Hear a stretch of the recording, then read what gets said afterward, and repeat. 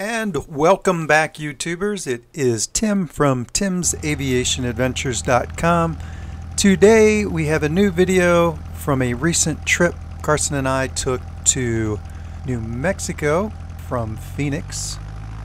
If you've been following the blog, you know that Carson recently completed his single-engine airplane check ride, adding it to his private pilot glider certificate at the age of 17. Carson is now building his pilot in command time, so we thought that a trip to New Mexico would go a long way in providing him the hours that he needs. So the aircraft for this flight was our very own 3131 Juliet, a Cessna 150G.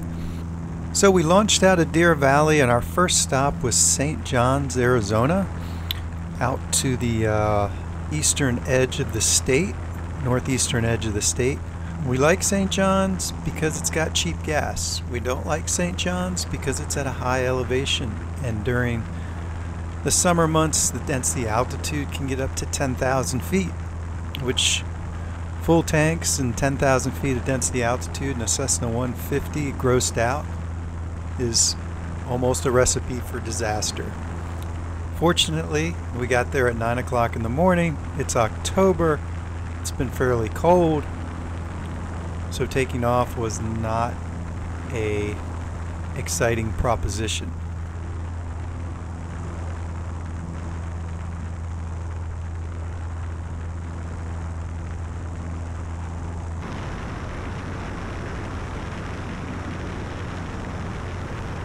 Now, a lot of people don't realize that New Mexico has volcanoes, ancient volcanoes, and you can actually see ancient lava flows. Now, having just come back from the big island of Hawaii, this looks awfully familiar. Who would think that you would see this in the middle of the New Mexico desert? But yes, it is there, and you should check it out.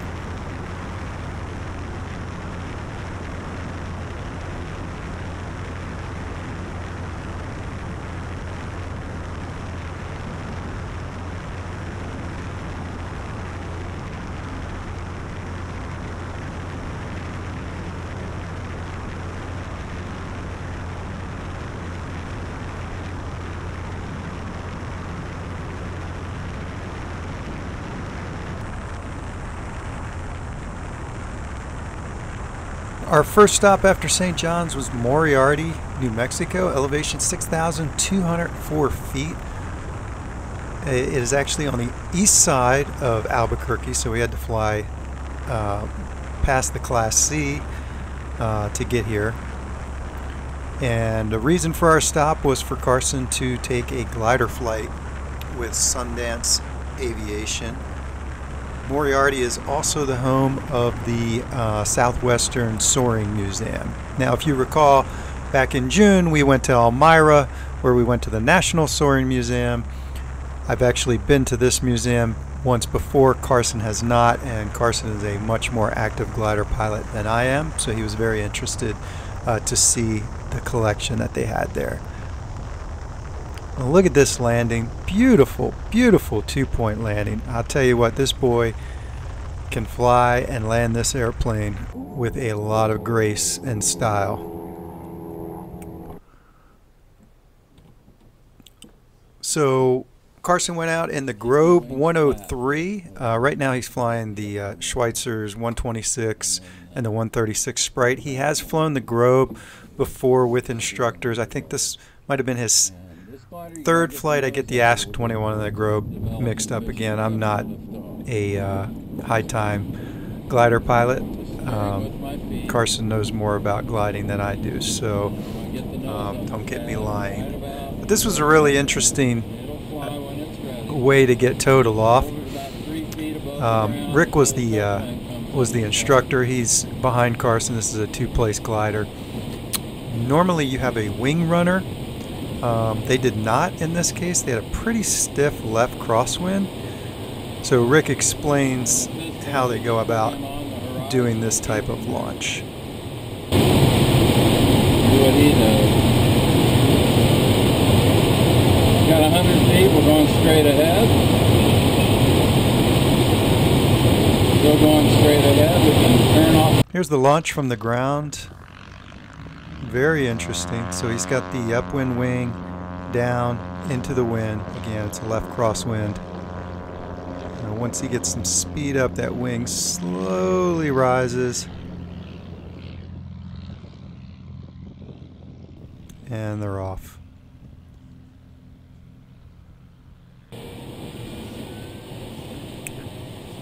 Fairly thermally day. Again, winds were blowing pretty well over 10 to 15 knots on the ground, so definitely had some good winds aloft and thermal activity. This is the release. Carson's working the release off the tow plane. And they flew about 40 minutes. This was a good flight. Moriarty is essentially the epicenter of Soaring in the southwest. It was highlighted in the PBS special Cloud Streets. If you haven't seen that documentary on sailplanes and soaring, you really should check it out. Very well done. Rick was actually the tow pilot for the gliders that were highlighted in the documentary. This is the return to the airfield. Carson is letting Rick do the landing. Now this was very interesting because while they were on their base, the tow plane for the glider club, not Sundance, but the tow plane for the glider club was hooked up to a 233, a really pretty red 233, and they were taking their sweet time. And at this point, I'm listening in on the radio. Rick's calling that he's final. They still haven't started to move. Finally, they get moving, and it must have been a student and an instructor in the 233 because the 233's wings dipped both ways, and I really thought they were going to lose it and have to abort on the runway. And at this point, Rick was committed. However, everything worked out. The aircraft with the glider got out of the way, and Rick pulled in right behind him. This is a very interesting park job here. As you can see, he's got that upwind wing down into the wind. Those guys on the right are from the club, and he just pulls the glider back in exactly where he wants it. There are no go-arounds with gliders. A long time, but you did some good thermaling. I did some decent thermaling. You didn't kill us. That's good. Also, this was real interesting. This is an old Airway building for the personnel that actually worked the Beacon. And it was the Los Angeles to Amarillo route. After Moriarty, we flew west again to Double Eagle, which is on the other side of Albuquerque. We came into Double Eagle. There was actually an aircraft on a right downwind for this runway. We were on a extended left base. This is a towered airport, and the tower told the aircraft on the right downwind to he was number 2 to follow us. Well, as we were abeam of him, he was probably only a half mile off our wing, and he turned right away. Now that usually works if you've got probably about a mile separation, but he turned. He was too close and turned in pretty quick, and I knew that there was no way he was going to be able to land because he was gaining on us, and we were pretty much driving the airplane straight down to the runway in order to keep our speed up. And just at the end, as we touched down and we're rolling out, and we made the first exit, so we didn't delay on the runway at all, the tower told the aircraft behind us to go around. So on Sunday, we left out of Albuquerque, heading back to Phoenix. Along the way, we wanted to stop at Grants-Milan Airport, which is the home of the Western New Mexico Aviation Heritage Museum. And the museum includes a Airway beacon from 1929, along with the associated buildings that were part of the Airway and then later served as a flight service station for the FAA. The forecast for the return was supposed to be scattered clouds, gradually increasing to later in the evening, and then isolated thunderstorms. So we didn't expect too many surprises along the way. However, as you can see on our approach here to Grants-Milan, there is a rather large thunderstorm cell off to the southwest, which was unforecast. This was the only cell in all of New Mexico, and it happened to be bearing down on Grants-Milan, and at this point it was about 20 miles away.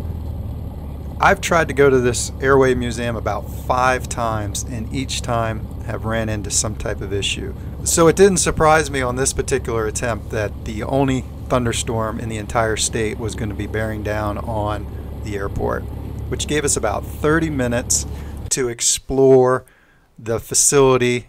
The museum is only open 9 to 1 on Saturdays, but we called ahead, and Steve from the Historical Society was kind enough to meet us out there on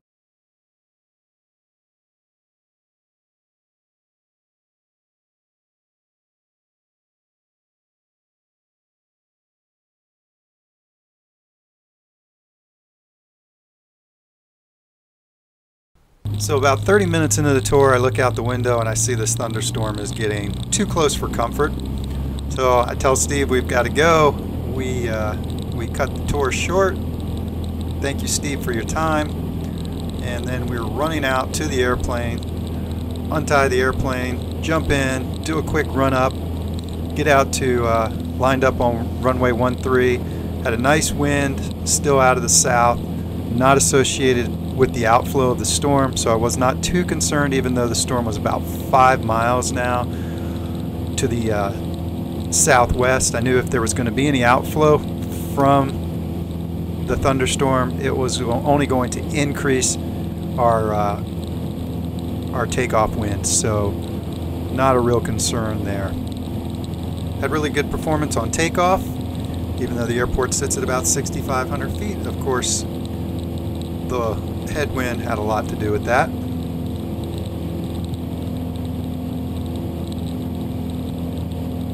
Now, the general rule of thumb is you do not want to take off or land when a thunderstorm is within 20 miles of the airport. The main concern there is you're going to have a shift in wind direction because the thunderstorm is creating a low pressure, which is sucking air into it, and then when that reverses with the outflow of a mature thunderstorm and you have the downpour, the wind is going to change direction. Well, if you're taking off and you have a sudden shift in wind direction of 20 knots, bad things can happen. In this case, the winds were coming out of the south already, so any outflow from the thunderstorm was only going to increase the headwind.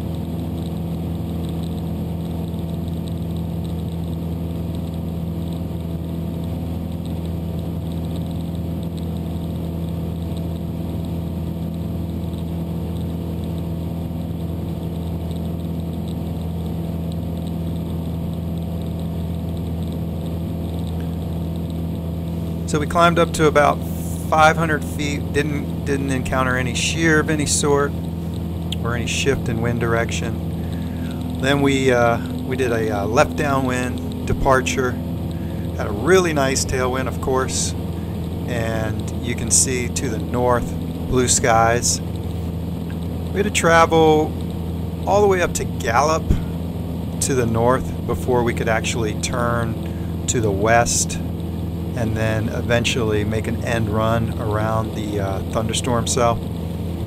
By the time we did and we finally started to head to the southwest, we encountered some pretty stiff headwinds, and our ground speed at times was down to about 65 knots, which is pretty much par for the course coming back from New Mexico heading into after what seemed forever, we started to close in on the town of Taylor, Arizona, which is just north of Show Low.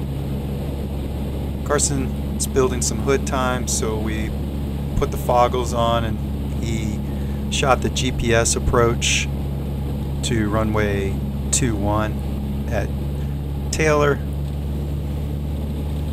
This is after he broke out, and you can see the ground speed is fairly slow because we've got pretty stiff wind out of the southwest. Sholo Airport is one of our primary bases for the medevac that I fly. So I've actually brought the Turbo Commander into Taylor many times, mostly on runway 21. So Taylor, we got some relatively cheap gas again, about $4.30, 15 cents more than St. John's. Relatively good price. Now that avgas is pushing upwards of 5+ in most locations. From Taylor back to Phoenix, it's approximately 108 nautical miles. Took about an hour and 15 minutes to get home.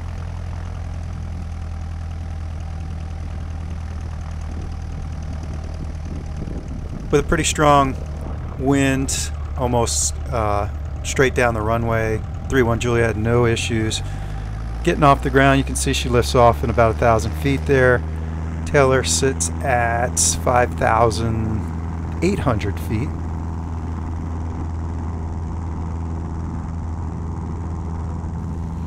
So almost all the airports that we visited during this trip were 5,000 plus. Again, a good reason to take the trip in the fall as opposed to the summer.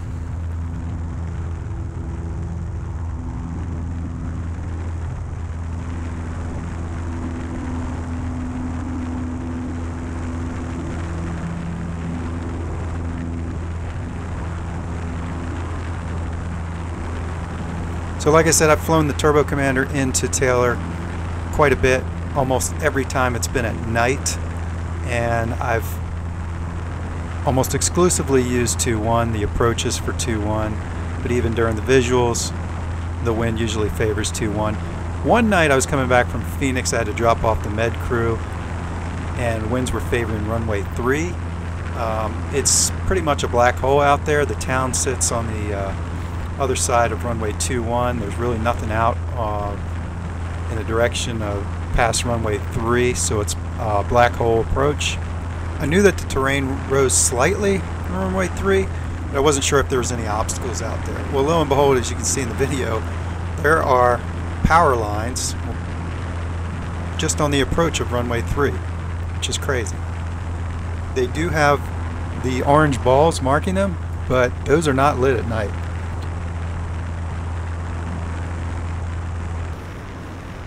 We don't have a lot of trees in Phoenix, so when fall comes, we don't really get the change in the leaves.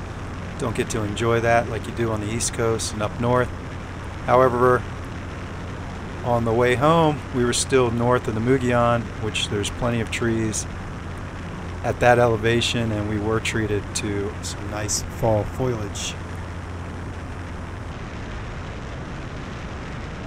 We returned to Deer Valley just about an hour before sunset, and the airport was happening, a lot of traffic. The tower controller was barely keeping his head above water. When there was a lull in the transmissions, we finally got our request in to land. Despite the traffic, we were still cleared in, straight in for runway 25 right.